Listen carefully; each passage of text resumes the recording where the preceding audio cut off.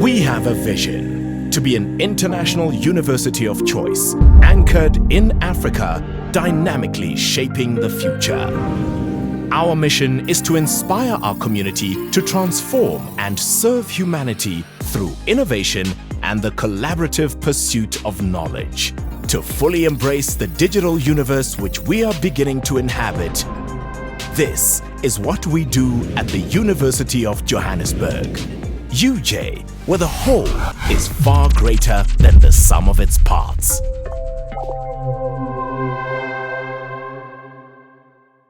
So it is my pleasure to welcome Dr. Sandra Vengadasalam to speak to us. She is speaking to us from Germany, and she is from Bloxburg, which is a project of the Max Planck University and several other universities around the world. Over to you, Sandra.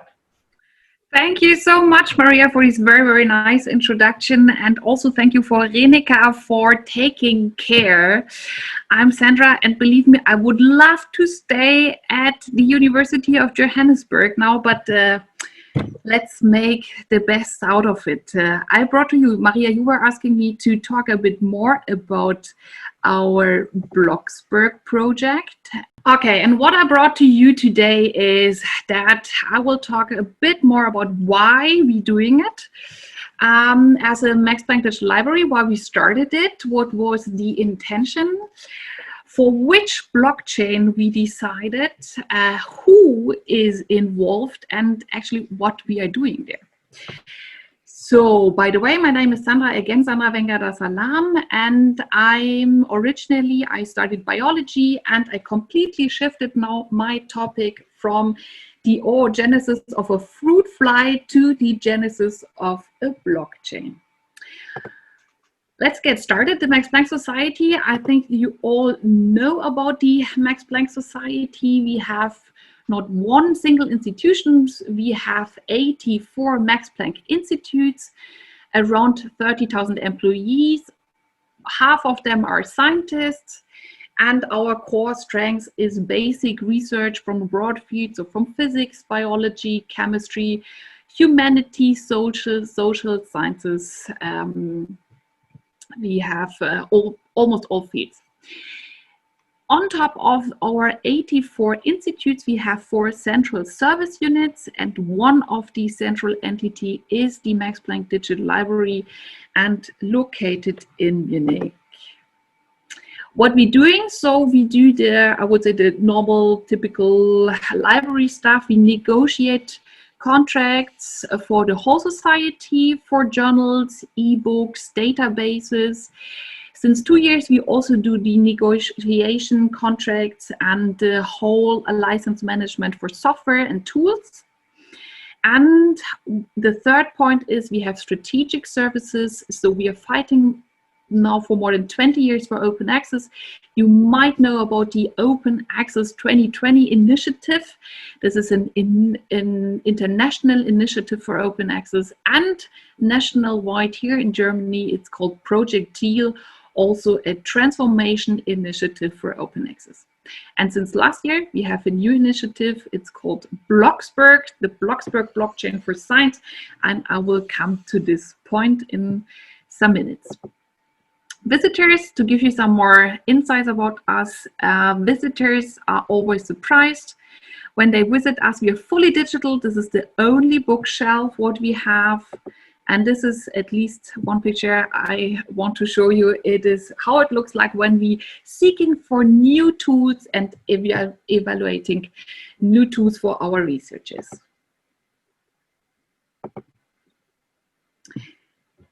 This is maybe a picture you might know. This is a typical picture during a scientific conference.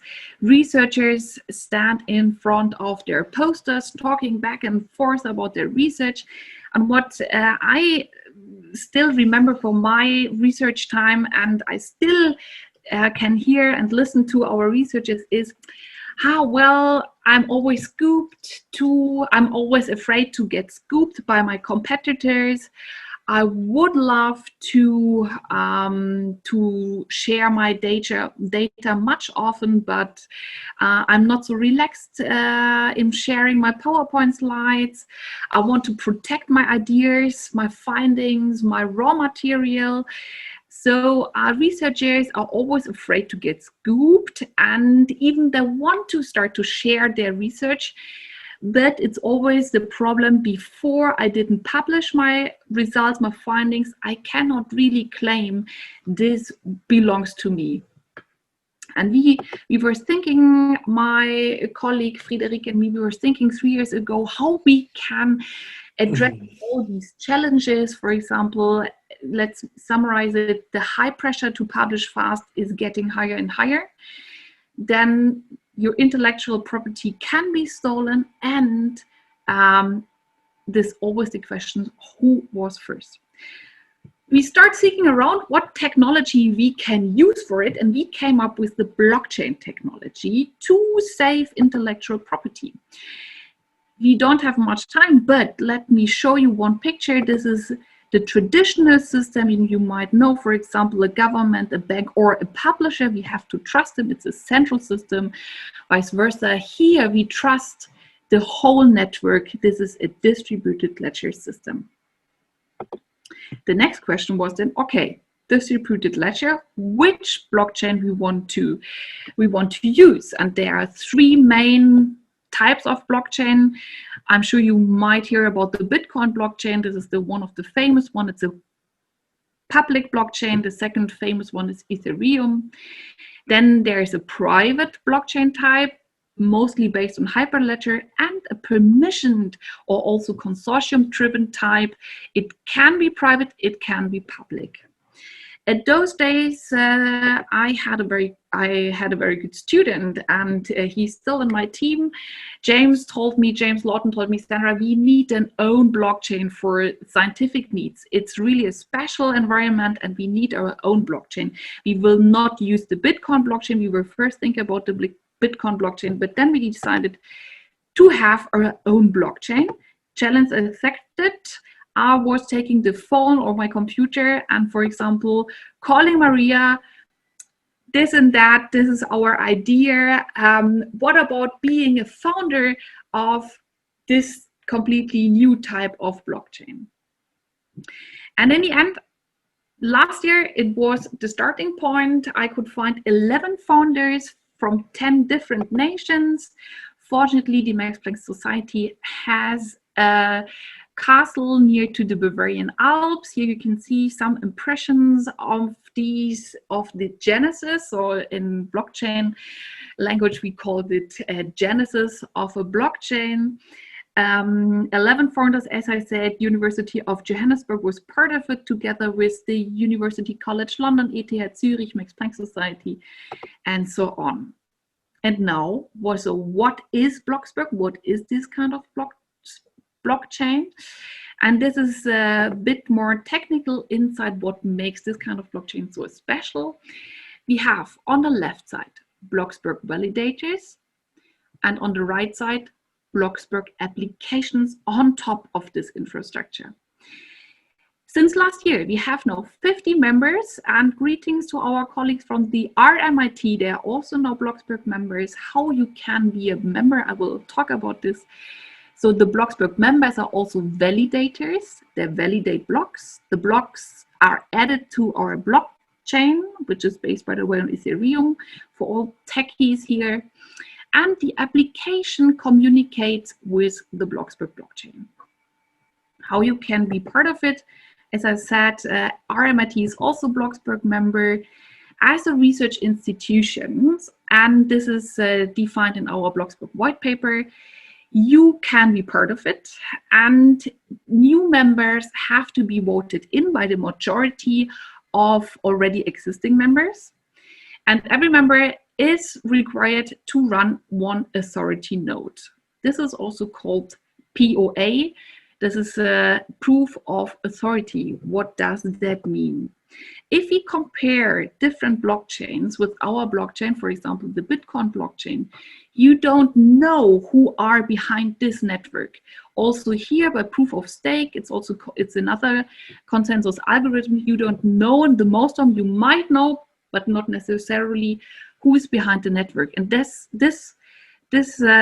makes Bloxburg so suitable also for researcher needs, because we said we want to know all members of this network, and only research organizations and universities are allowed to run an authority node. In comparison to the Bitcoin blockchain, it's a lot of time consuming when you ask for a transaction, so it costs around 10 minutes and it costs some transaction fees. Here, it costs nothing, and we need at the moment between 5 and 7 seconds per transaction. Looking on the right side, because maybe you ask, okay, what can I do with it as a library maybe? And often I hear the question of, is blockchain maybe the next Gutenberg moment? Good question. Maybe we can talk about it afterwards. What you can do. So everyone, I said, it is a public blockchain. Everyone is encouraged. So commercial partners, startups, students, universities are encouraged to develop and establish services on this infrastructure and applications. We have an open API. If you want to connect it to a repository, to an archive, please do it. Very welcome. It doesn't cost you any transaction fees. There are no transaction fees. We are also fully transparent. We are on GitHub. Come to our website, bloxburg.org. Here you can also download more information. Our mission is by scientists, for science. So the proof of authority, everyone is known in this network, gives us the possibility to have a very nice network here. We have very nice UI UX possibilities for applications. The API is completely open. We know a lot of researchers are already using Ethereum, and they try to switch now from the Ethereum mainnet to our Bloxburg infrastructure. We have also highly activity for third-party apps. I will also show you some of them. And as I said, it costs you, there are no transaction fees. Outlook, applications between now and in the next 2 years. Now it's getting more and more interesting. So we have peer review process, ongoing topic.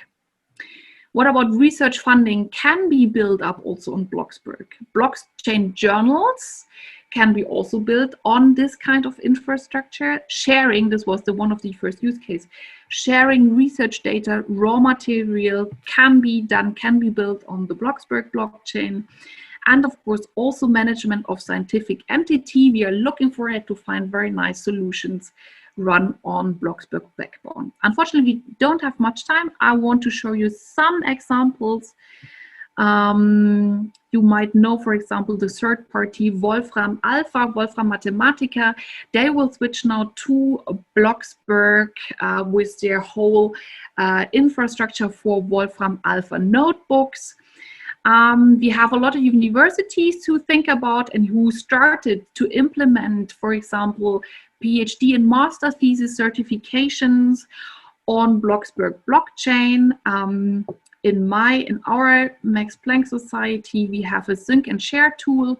It's called a Keeper. And by the way, here is, you can visit our bloxburg.org site and start certificate whatever kind of data.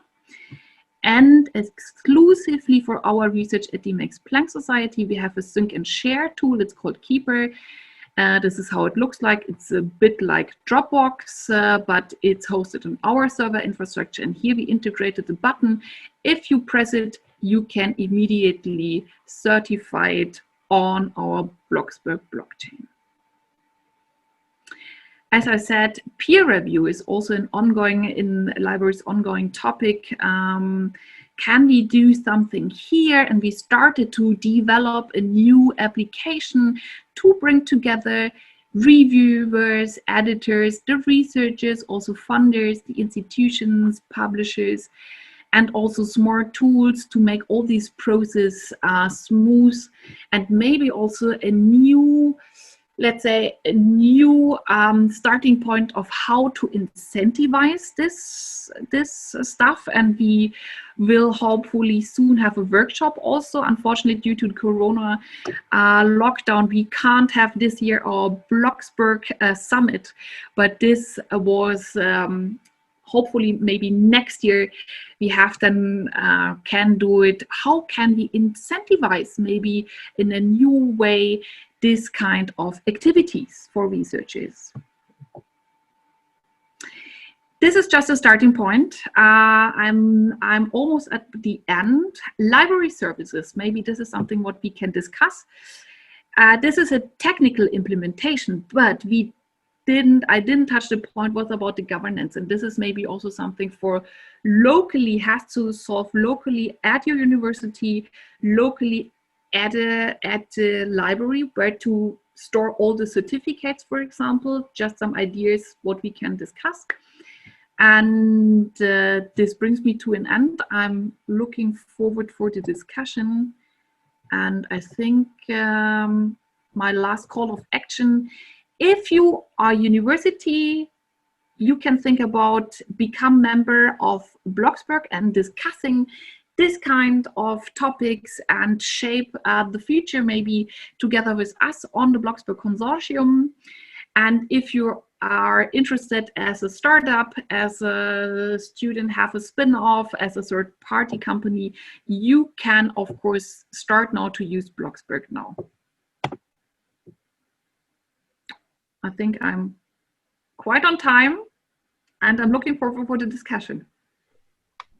Sandra, thank you so much. That was bang on time and very, very interesting. And knowing so much more about the background of it, I was impressed how accessible you made some quite complicated ideas. Thank you.